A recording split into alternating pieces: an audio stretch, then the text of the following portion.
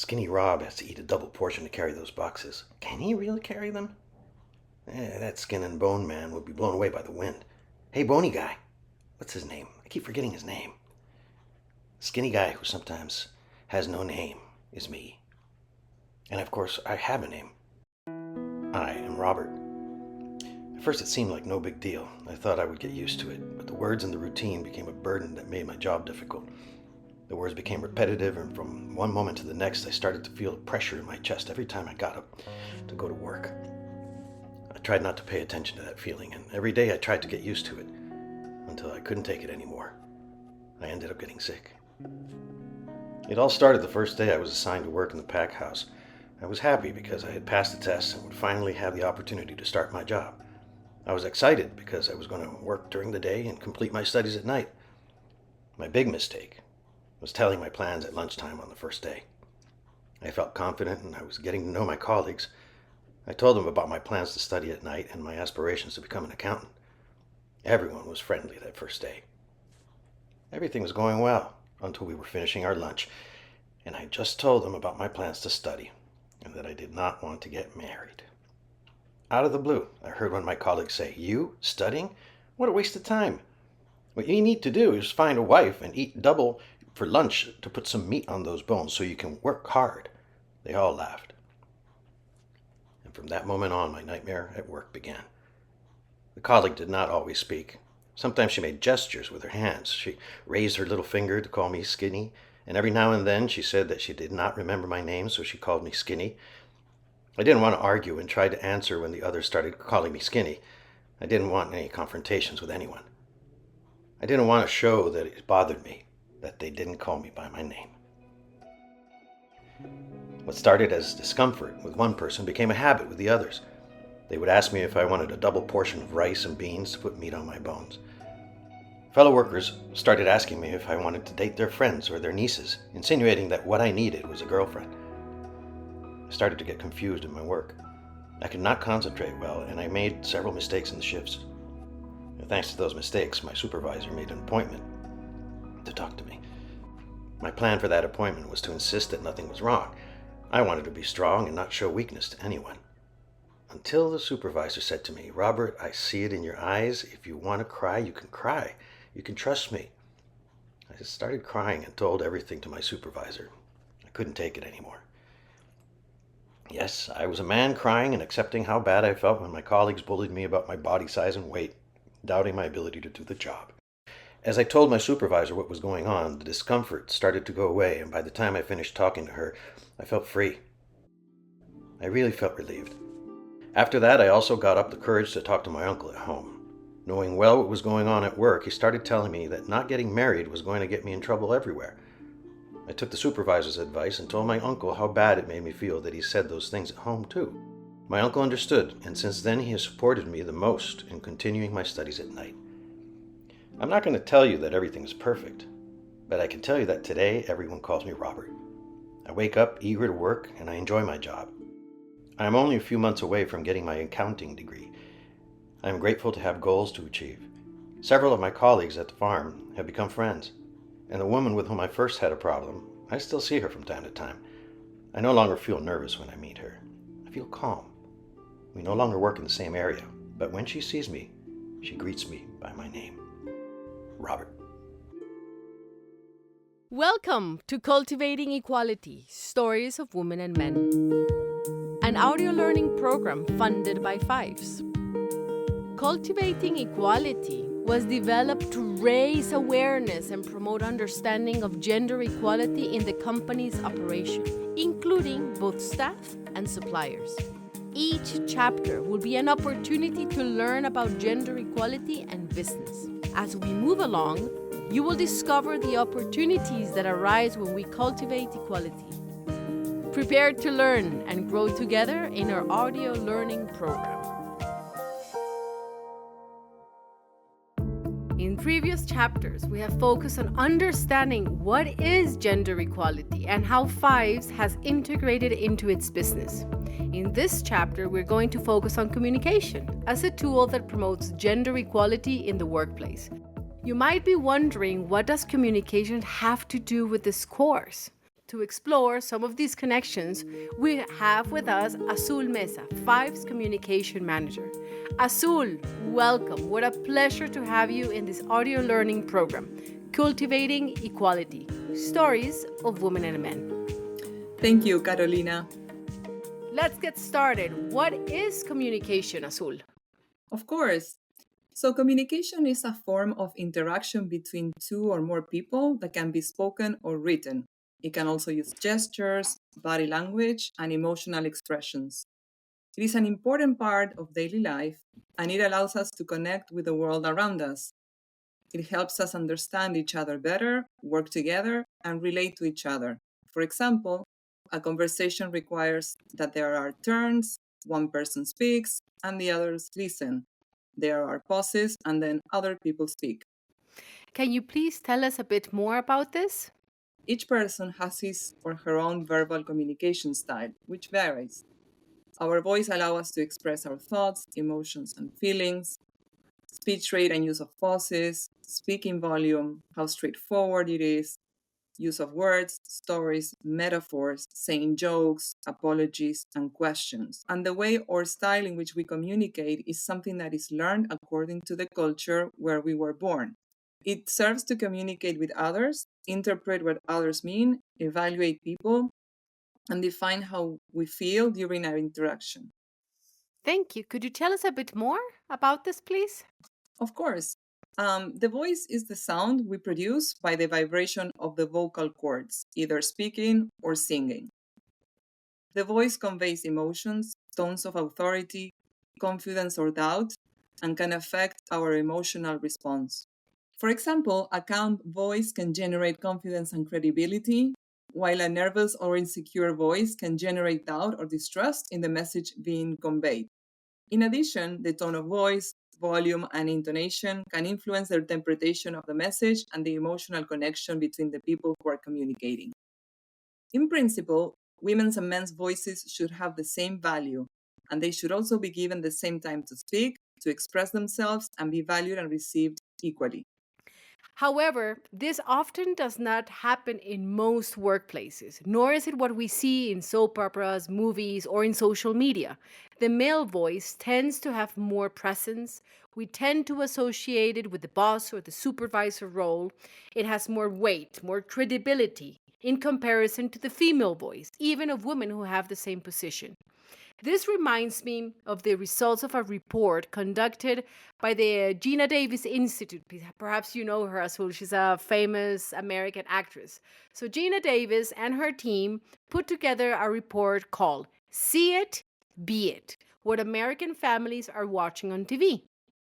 Using artificial intelligence, they took data from the last 12 years and analyzed three trends. So, the first one is how many times either a woman or a man appeared on screen. Second, the length of time they spoke. And third, the attributes of that person, their gender, their skin tone, and their age. And these are some of the results. The first one is that screen time from female characters is increasing, which is good news, but there's still a big gap in comparison to men. So in 2021, male characters had 16 more time than female characters on screen. The second great conclusion was that women continue to get the least amount of screen time, especially dark-skinned female characters who speak only 16% of the time. Older men and younger women between the ages of 18 and 33 get more screen time. Women over 60 still receive less than 1% of all available screen time. So I guess this shows us the level of discrimination and our bias in media. Seeing is important because it shows the possibilities for boys, girls, women, and men. Scripts and stereotypes on TV reflect gender biases and stereotypes that then tend to be automatically reproduced by people in different life circumstances. This is then transferred to the workplace, where women are often expected to speak softly, slowly, gently, while men are allowed and expected to speak forcefully. Definitely. Linguistic study shows us that we really learn how to communicate from early childhood. And this affects our judgment, right? It tells us who or what is competent. What does a self confident person look like and sound like? Who should we listen to? To whom should we give credit to? And what ends up being done? Yes, definitely. And in addition to the expected differences in tone between women and men, which have a biological root in the size of the larynx and the thickness and length of the vocal cords, the central issue is that we automatically associate the male voice with leadership and the female voice with subordination. Exactly. So it's not a question of voices sounding different, but that this difference is valued unequally. This unequal perception of voices, plus the biases in selection and promotion, which is hiring, right, can lead to fewer women in leadership roles. On the other hand, voice in the workplace is very important because it really allows companies to solve everyday problems. And by voice, I don't mean just the tone, but I mean participation. In the end, a sustainable company requires that both workers and employees not only do their job and do it well, but also contribute with their ideas to solve the problems that arise in the operation. And that the ideas contributed by all parties, both management and workers, as well as women and men in the company, are listened to and considered on an equal footing. Absolutely. And we see this in the story at the beginning of this chapter, where the word skinny is not a rude word per se, but it can generate discomfort and pain in Roberto. Each person has his or her name, and no one should replace the name with any given characteristic because we do not know if he or she likes it or not. Nor do we know if that characteristic, whether it's their weight, hair, their scars, or height, can be related to a state or condition of the person cancer, hypothyroidism, and so on. In the end, it is a matter of respect. Another bridge connecting gender and communication is what we say and whether what we say is neutral, inclusive, or sexist. When I say sexist, I mean that there is a different treatment for women and men that is detrimental to either party. So, are you suggesting that perhaps the choice of our words and gestures are reproducing gender stereotypes and biases? Definitely. Depending on what is said, traditional gender roles are reinforced, and you can fall into sexism without even realizing it. For example, girls or women in the banana sector go on strike. And I ask, if there are male and female workers in a company, why use the term girl or woman? Why not use male and female workers? It would be more neutral to say female banana workers are going on strike.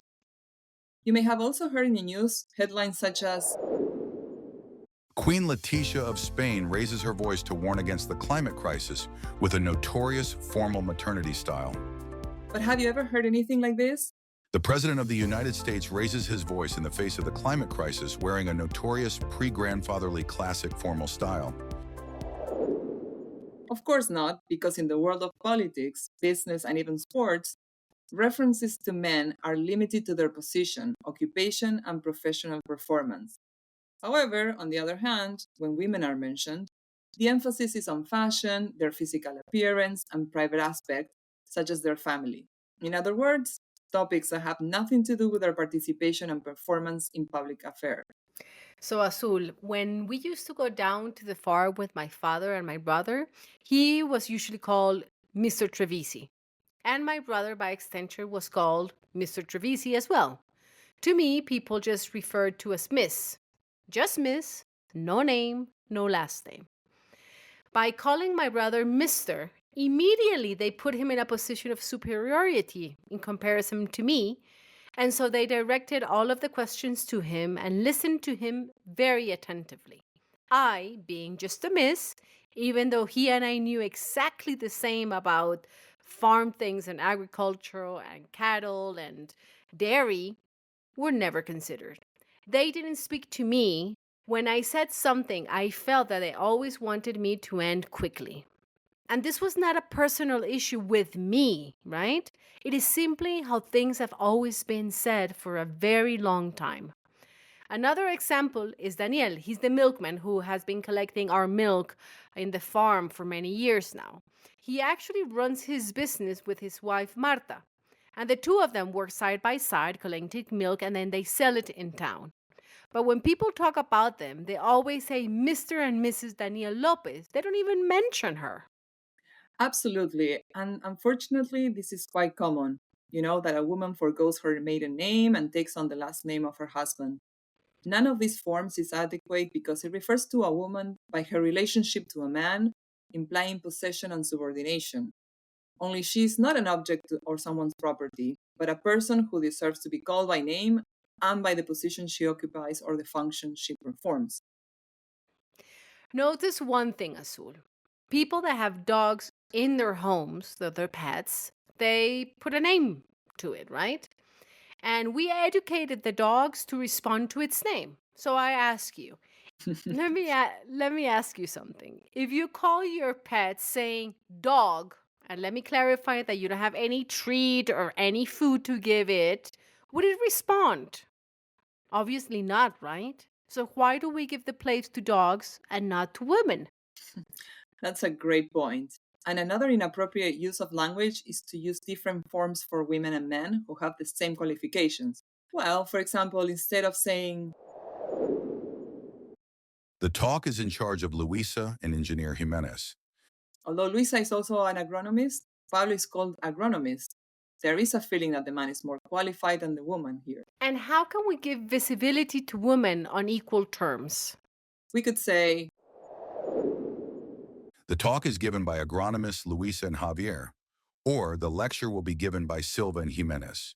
there are other behaviors that have become normal every day that also generate inequality because they detract from women's respect and authority. Could you give us an example, please? Well, for example, mansplaining. This is a behavior where men explain to women something they already know or are experts at and do it in a condescending or patronizing way. This is an automatic assumption that men know better than women, and that unconscious idea that women need to be put in their place, that their role is to listen. If our listeners are thinking that this is unfair and not true, a study done by George Washington University showed that women are interrupted 33 times more than men when they talk to other men.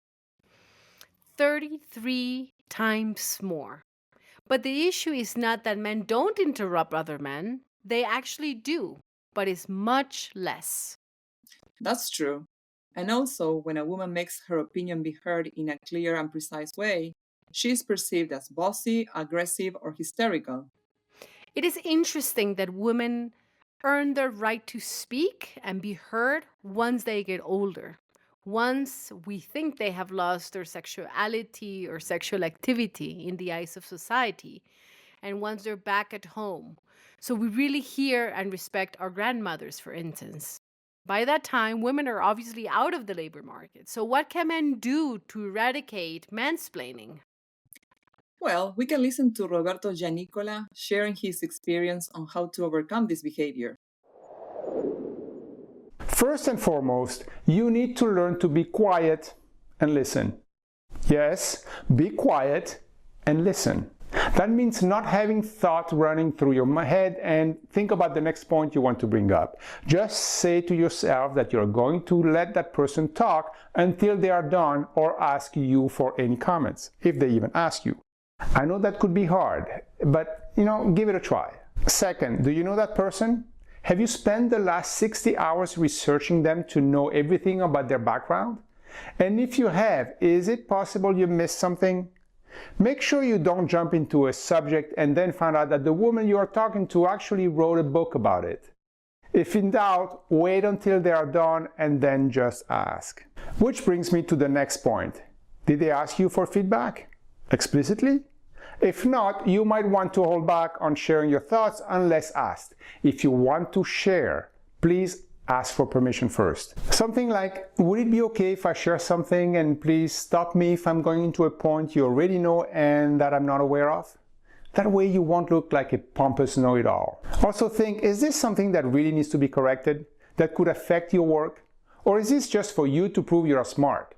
If not, you can prove higher emotional intelligence by being quiet. And if you just want someone to notice you and think you are smart, why not just say something nice about them or the work that they do? Now, here are a few more points.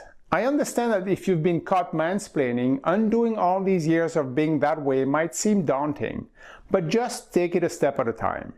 And next time you feel the urge to prove that you know more than the person standing next to you, pause for a moment and ask yourself, what is driving my need to do this? With every interaction, you have an opportunity to come out from behind the facade we all construct and connect in more authentic ways.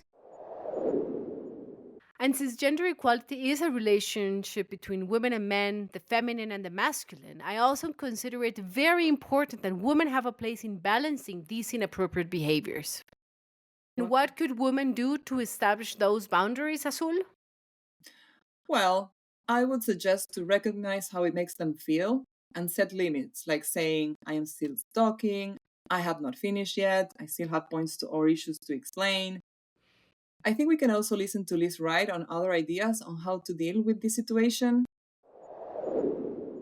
So if this happens to you in a conversation or a meeting, you can say something like, John, that's a really interesting point, but I don't think you understand my area of expertise on this. Or, that's interesting you raise that, but actually I experienced something different when I was working on this. If it happens in a really public forum, you can say something like, John, let me continue, and if I haven't answered your point, I can come back to it at the end of the meeting. John, I appreciate your comment, but this is within my area of expertise, so I'm going to continue. If you see this happening to someone else, it's important that you step in and help address the situation. This can be saying something like, John, I appreciate your point of view, however, I feel like Susan has more expertise in this area. You don't just have to deal with it then and there, you can circle back round and deal with it afterwards, which sometimes is less emotionally charged. You can explain to the individual perhaps how they're being perceived or how they can change their behaviour in future to make sure that they bring people into conversations and make everyone feel heard.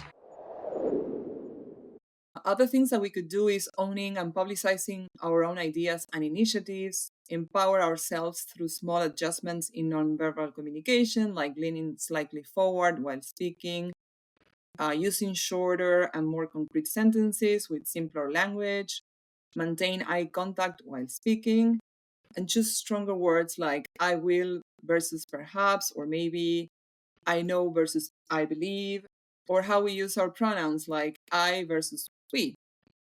Another reminder is that we all have different communication styles.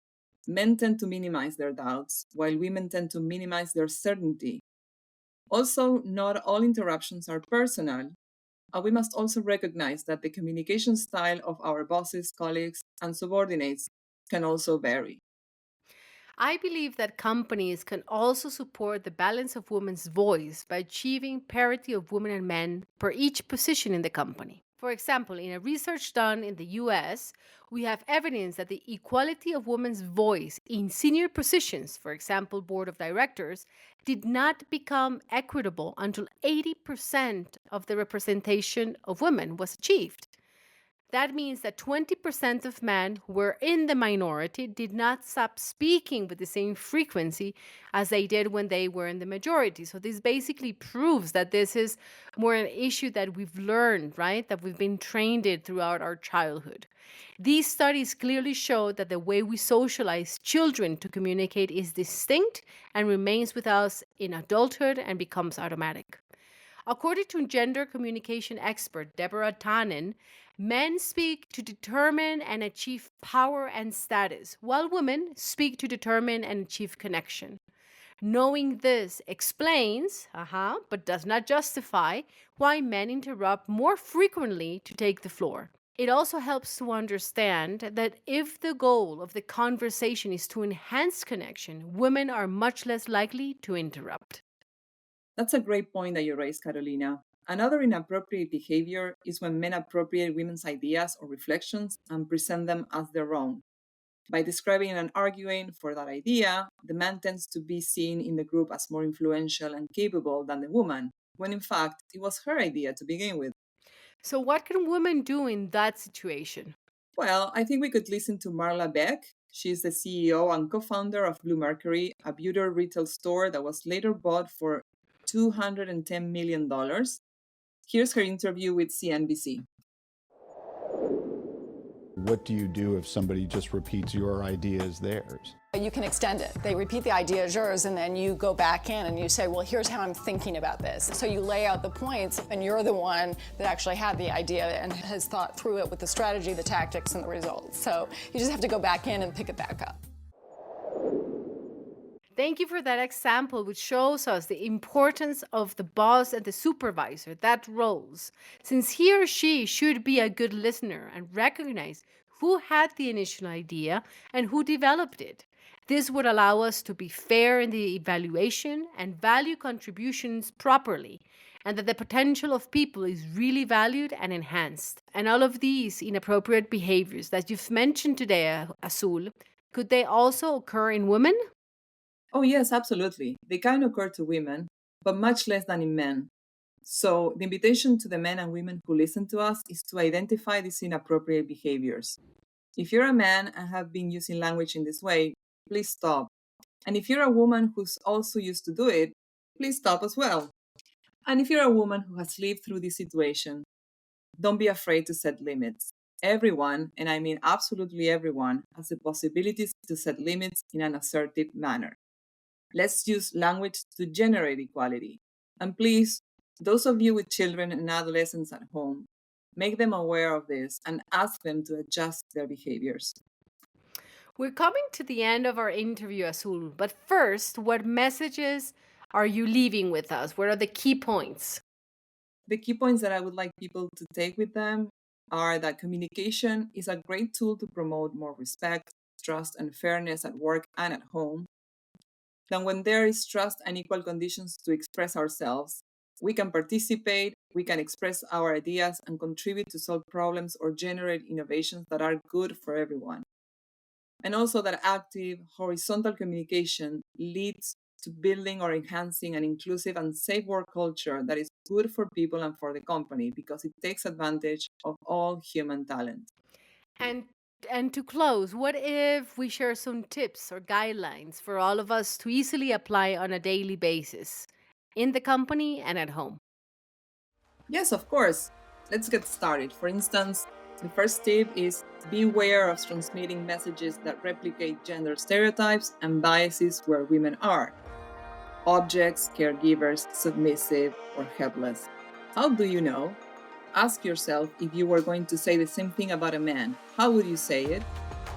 Tip number 2, beware of denigrating, not taking seriously, or ridiculing women in any field: work, politics, family, sports, or personal life. Tip number 3, beware of claiming that all men are the same, that they are by nature violent, toxic, and irresponsible. Because there is not one man, but many ways of being a man. Tip number 4, beware of repeating popular phrases that are discriminatory and offensive, such as "men do not cry," "she fights or runs like a girl," "this is a man's job," or "that's a woman's work." And tip number 5, watch out for sexist, aggressive, or manipulative body language and communication styles. Always use active listening with everyone in the company. This is not just a women's issue, but it's an issue for all individuals who work for creative and successful companies. Azul, thank you very, very much for joining us today and for having this wrap-up full of good ideas and tips that we can easily apply, and for showing us that just as language serves to perpetuate unequal relationships between women and men, it can also be used to change the way we look at things. And we can use language to promote more equity, more justice in our work and in our personal relationships. Thank you, Carolina.